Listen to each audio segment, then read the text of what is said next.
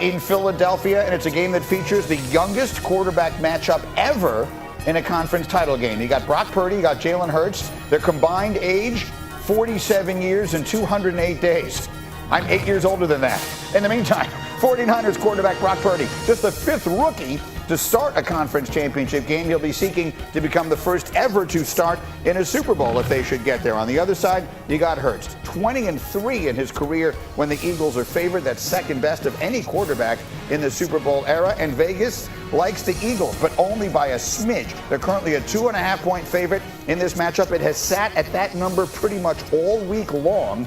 It would be just the second time San Francisco's been a betting underdog all year long. It was a 1-point dog to Kansas City in Week 7. That's a game the Eagles lost by, the 49ers lost by 21 points. So, RC, let me come back to you. What is the most important thing when the Eagles offense is on the field and the 49ers defense is on the field? What's the most important thing you'll be watching for? Listen, it's about explosive plays. It's about how do we get chunk plays against the San Francisco 49ers who love to make the offenses earn points the hard way, the long way, with long drives and continuing to accumulate first down. When you look at the Philadelphia Eagles, they led the entire league in explosive plays with over 130 of those, and that's the A.J. Browns, that's the run game, that's the Devontae Smith, obviously Jalen Hurts. How do we create that in both the run and the pass against D'Amico Ryan's defense? Let's go back to what we saw with Jarrett Stidham and the Las Vegas Raiders a few weeks ago. They were able to create 11 of those such plays and 9 in the pass game. If Jalen Hurts, a guy who has been great pushing the football down the field, when he gets those one-on-one matchups, understanding who's the guy between Dallas Goedert, A.J. Brown, and also Devontae Smith, and putting the ball in pinpoint accurate spots in order to create those plays, he's going to have to do some of that this week. But in order to do that, you have to control this pass rush and Nick Bosa, which I think you do with the run game. You get into some of the zone reads, some of the RPOs, have him guessing on his way to the quarterback, and that's how you create these plays. If the Eagles are able to do that, I think they win this game, and I think they win it much easily or much easier than we're expecting because those plays are huge against this defense. It's a great point because if there is a weakness in the San Francisco defense, it is the further you get away from the football on the line of scrimmage, right? They're unbelievable up front, but if you can find a way to neutralize that, the secondary can be beat a little bit.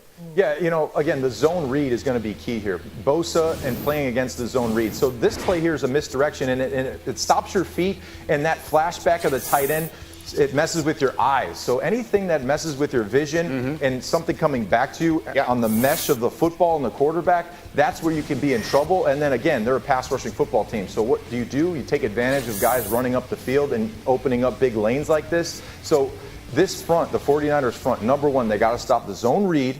If you can stop the run early, then you can pin your ears back and go get the quarterback. And Diana, go ahead. Yeah, you used the word plaster before when we were talking about the other game, right? The 49ers defense, they're so sound. You hit 3, 4, 5 seconds. Got to get it out. It makes it tougher, right? Yep. So, yes, lots of eyes are going to be on A.J. Brown, but I think this is the kind of game with Devontae Smith. This is where he steps up big and becomes a crucial part of this offense. All right, we will make our predictions for both of these games as the hour continues. Meanwhile, there's a lot of other news around the NFL on this Friday. Nico is ready to go. Diana Rossini is ready to go. Ryan Clark is up early this morning as we count the hours away until we get 2 classic championship games. The point spread suggests we are on our way to a fabulous Sunday. We'll begin in the AFC Championship rematch in Kansas City, in a stadium that many Bengals are now calling Burrowhead instead of Arrowhead. That's just part of the trash talking. Listen to Willie Gay and Jamar Chase. They've got a lot to say. What is it about that Bengals offense that maybe impresses you the most? You played it a few times. Nothing. Okay. Right. Willie Gay was asked what impresses him about the Bengals offense today. He said nothing. Willie, the linebacker. Yeah. What's your reaction to that? I ain't got no response to him. We're going to get him. I ain't got no response. There's nothing better than pretending you don't know who someone is. Yeah. All right, RC, let's go. You're a veteran of a whole lot of big playoff games that involved a whole lot of talking. I personally like it. Do you? No, I don't like it. Listen, we thought that after last year's divisional playoff round and the year before the AFC Championship between the Buffalo Bills and the Kansas City Chiefs, that this was our new Brady and Manning when you look at Josh Allen and Patrick Mahomes. Well, it's actually turning out to be Joe Burrow and Patrick Mahomes. And when you have these rivalries, there's usually this mutual respect. Also, when you have rivalries, both teams win. But right now, it's only the Cincinnati Bengals that are winning these games against the Kansas City Chiefs. And when you listen to the Burrowhead and some of the things coming out of Cincinnati, they're talking like a team that feels like they own the other. And then the saltiness and the chippiness from a guy like Willie Gay when asked about the Cincinnati Bengals offense to say nothing, well, he's lying, because everything about this offense impresses you. All of the skill players, the quarterback, the way that they move in and out of the run, to the play action pass, to the short passes, to different type of disguises and creativity, all of that junk is good. And so if you're Willie Gay and you're being honest and you haven't been beat 3 times out of the last 3 times, you say that. But isn't this what we want, right? We want 2 teams that don't like each other. We want 2 teams that don't respect each other, that possibly have the best 2 quarterbacks in the entire world facing off in the AFC Championship for the 2nd year in a row. This is the type of tension that you need. But better believe it, Willie Gay knows who in the hell plays for the Kansas City Chiefs, plays for the Cincinnati Bengals, and the Cincinnati Bengals really don't care who plays for the Kansas City Chiefs. You know what's been fascinating to me, Diana, is getting to know Ninko here, is that when this came up yesterday, we found this yesterday during the show, and he immediately goes directly into Belichick. He immediately... Well, Bill's calling him on the phone, I don't like, like say nothing. His reaction, what are we doing? Why don't you like it? I mean, what are we doing, Greeny, here? Come on. Jeez. You know what's surprising, though, is, RC, the Steeler, doesn't like the trash talk. The Steelers and trash talk. Come on, they used to stand at the 50-yard line. Like, I remember Joey Porter, he'd have his shirt up, he'd be flexing. He did a lot of triceps and biceps. I never saw him on the squat rack, though. If you lifted as much as Joey did upper body, you would too. No, I was with Joey. I remember Joey in Miami. Anyway. But does it, you're just giving them motivation. What is it you don't like about it? Because Bill wouldn't like this matchup, it's not like they were blowout matchups. They're 9 points separating the 3 victories. True. Field goals. Yeah. Field goals. So all field goals. If it was 14 points, 21 points, those are the ones where you're really like, okay, we blew the doors off these guys. They didn't even stand a chance. They're basically a series or a play away from winning and losing those matchups. I get it. They're 3-0. But at the end of the day, they got to win Super Bowl here. Like, they have to get to back to where they were last year and actually win it before I can crown them as the, Burrowhead Stadium and all these things that's going into this thing. I get it. It's great. It's a rivalry. It's a matchup. But still got to have a little bit of respect here. They've got the chip, right? You were telling me this morning, Diana. They're just a chip kind of team. It kind of reminds me when Mariah Carey was asked about J-Lo. Mariah said, I don't know her, right? It's like now like the famous burn, right? And when you say I don't know them, you know exactly who they are. It's just your way of trying to get out of it. And the Bengals have done a really good job of keeping those receipts over the last 2 seasons. They've got T-shirts weekly. It's like one thing for a team to have a T-shirt that represents the year, the message for the team. Yeah. They literally have a new T-shirt every week. And we saw him last week tell Tracy Wolfson right after the game, get those refunds. And I remember hearing the interview in the press box thinking, wait, they used the fact that the AFC Championship game had a neutral site as motivation? And they were selling tickets. Zach Taylor is doing an incredible job of finding pieces of motivation to get this team going. And it's hard. We're in week, 21 now, to be able to continue to find ways.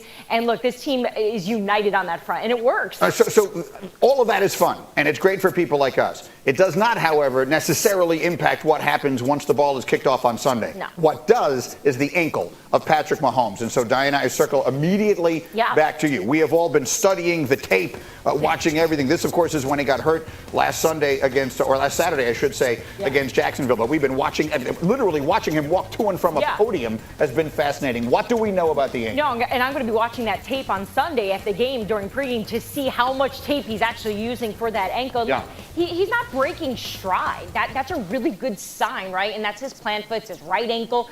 That's obviously going to be crucial.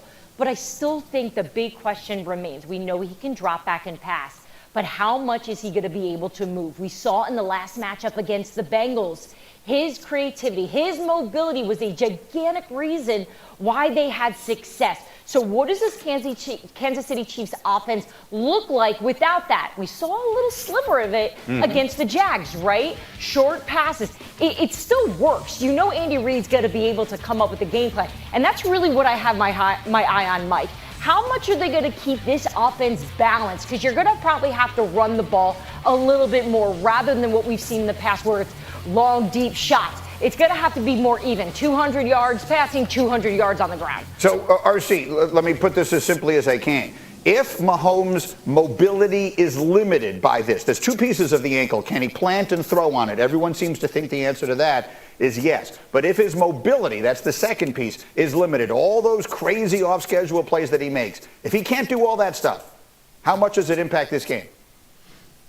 Well, first off, if they're expecting to run for 200 yards, then this is a different Kansas City Chiefs team than I've ever seen. And they're playing a Cincinnati Bengals defense that's going to lose Sam Hubbard, Trey Hendrickson, and Logan Wilson at the backer if they think that that's going to happen. But when you watch Patrick Mahomes move around the way he has throughout this week, and you think about some of the plays he was able to make in the second half against the Jacksonville Jaguars, I think we may be overblowing what's going on with his ankle. Patrick Mahomes is a guy that can throw from different arm angles. He understands manipulating the pocket in a way with his mind and his body where he can step up. He doesn't have to be Lamar Jackson. We're not asking him to be Jalen Hurts. His mobility is to create second play opportunities for guys like Travis Kelce and Juju Smith-Schuster. And I believe that he'll be able to do that. Now, we've seen some plays throughout the postseason of Patrick Mahomes getting first downs with his legs, turning those things into touchdowns as well. We may not see that type of mobility from him, but I believe he'll have enough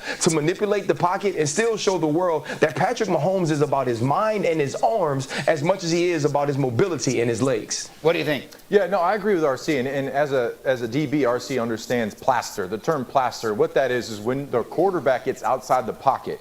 As a defensive back, you just have to find a guy, and you have to get on a guy because it's so hard as a cover guy when the quarterback extends a play outside of the pocket to create coverage in 3 seconds, 4 seconds. Right. Beyond that, it's basically impossible. So if guys are close to the boundary, you're trying to push them out. So again, the ability for Patrick Mahomes to extend plays is what creates a lot of those secondary plays where it's just backyard football. Okay, so Kelce, for example, they've played so long together that he knows, okay, if the play breaks down and I'm not getting the ball right now, I know where I'm going to go in the zone. So that's what makes Kansas City so special, that ability to just backyard football. That's the stuff to watch with Mahomes on Sunday. How is he moving around and extending plays, and is that having its usual impact? Meanwhile, the NFC game is the early game. The Niners and the Eagles.